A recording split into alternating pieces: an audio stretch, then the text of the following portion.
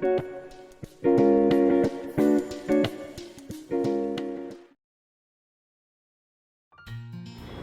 everyone. So I've been wanting to do a chill draw with me video for the longest time where I just draw while answering some of your questions. So here we are. I asked you to draw up some questions on my Instagram and I picked some of them, and I'll be drawing some cute Pokemons.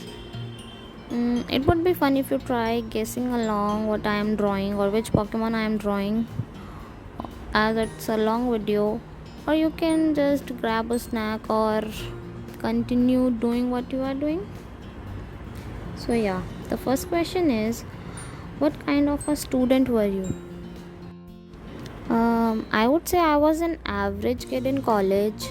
I didn't study very hard, but always got the score for what I studied. It was never like I'm trying very hard and not getting the score. So I was always satisfied at the end of the semester.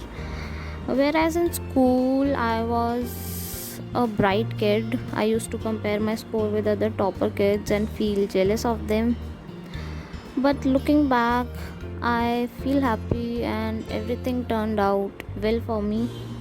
So, yeah, the next question is, what's your dream job? As I have mentioned this before, I don't want my career to be in the art field. I want a stable 9 to 5 job, as I am not sure if I'll be able to draw every single day with all the stress, and when my life depends on it. I want a job with stable income so that I can spend that money on other things, including art. So yeah, but I do wanna illustrate a children's book or a comic book in future. I don't have enough skills now. Like, I'm improving every day and I do look forward to it, but I will keep running my small art store and keep doing what I like. But I won't make a living out of it, like, when my life will depend on it, because I think it excludes all the fun out of it when you make career out of your hobby. So yeah, the next question is, how do you deal with hate? So yeah, I do get hate comments and DMs, and whenever the comment is about my art, I feel very unbothered, because I know where I stand and how hard I have worked to reach where I am. And whenever I don't feel confident with what I have drawn, I just don't post it. So nobody else can tell me that this is not good enough. And like, I am open to criticism, but I know where I lack and where I need improvement. So when it's about my art, it never gets to me.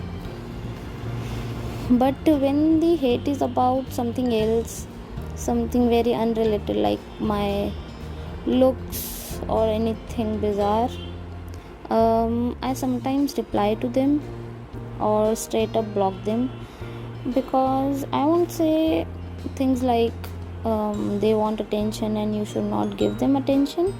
I think the haters deserve the hate back, and I do reply to them with the appropriate logics, or just block them. They do deserve hate for saying bullshit to other people, but the hate never gets to me, because I have worked very hard to be where I am right now, and I'm working hard every day, and I am improving every day. So yeah. The next question is, where do you get the inspiration from and how do you deal with art block? So about the inspiration, for the comic content that I draw, I usually compare my life scenarios with other people or other other life scenarios itself, like comparing the situations and make a comic out of it. But when it comes to illustrations, I refer to the screenshots in my gallery, and my gallery is filled with screenshots from animes and movies that I watch. Whenever I watch something and it looks pretty to me, I just take a screenshot, and now my gallery is filled with those screenshots. And whenever I feel like I try drawing those screenshots in my style, it's very calming and therapeutic to me. So about the art block, I I haven't experienced a major art block because life is so hectic. I don't get enough time to draw, and whenever I get the time to draw, I just refer to the screenshots as I mentioned, or for the comic content, I just the comic. My comics are so simple and relatable that coming up with new content is not that hard. But one of the best answers I have read about dealing with an art block was someone said that he tries to draw small creatures on a big canvas, or big creatures on a small canvas whenever he experiences an art block. And I think that's a pretty good answer because it helps him get creative with it, and helps him draw things that he won't usually do. So yeah, the next question is how to start. The biggest obstacle for me when I started was coming up with my own content, because I always had to use a reference to draw something. And I think many beginners experience the same thing. Coming up with new things is quite difficult, and it takes time. It's about practice, and when you develop enough skills, you start looking at the world and things in a different manner. So I think for beginners it's very crucial to refer to something. And if you are beginning to draw, and if you are new to it, it's okay, and you should take references and just keep drawing. Practice is the key, and I know everyone says this, but practice is the key. And just keep drawing, and whenever you feel confident with what you are drawing, start putting it on the internet. And honestly, putting your art on the internet gives you inspiration and motivation to keep going. There are so many kind people on the internet, and there are people dealing with the same things as you, so it gives you motivation, and just keep going. And don't put too much pressure on yourself, like don't compare yourself with others, just enjoy the process. And yeah, that's how you start. Next question, do you have any siblings? Yes, I do. I have a sister and two brothers, and I am the youngest among them. The next question is, how does Instagram engagement affect you? Honestly, it does affect me a lot. It used to affect me a lot, but nowadays, like for a couple of months, it doesn't actually. I have started to enjoy, like I am always telling myself to not put so much pressure on me. Like I used to try to keep an aesthetic and follow a theme on my Instagram, but I don't anymore, and I just enjoy the process and post at any hour of the day and post whatever I want. And it doesn't matter at the end of the day, it doesn't matter, and it's always about having fun. So no, it doesn't affect me anymore, but it does make me happy when I get enough likes and comments and shares. But I don't compare my likes with others, and you should not as well. The next question is, how is YouTube treating you? Honestly, it's great. I love sharing what I do every day with you people, and it's very lovely. All the kind comments and everything.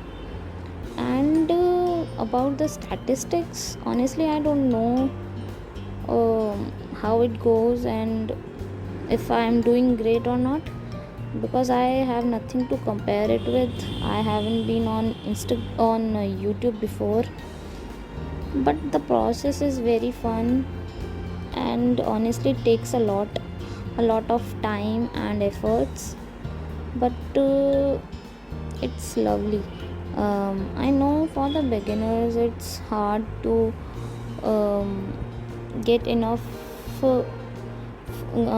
enough likes and views in the starting, but I'm so grateful for all the people on my Instagram who are now following me on YouTube as well, and now we are a family of more than 150 people here, and I'm so grateful. So thank you so much for that. And it's not about the statistics only. I love the process, so I think I'll be doing this for a long time. Let's see how. The next question is, what are your pet peeves? Art pet peeves in general as well.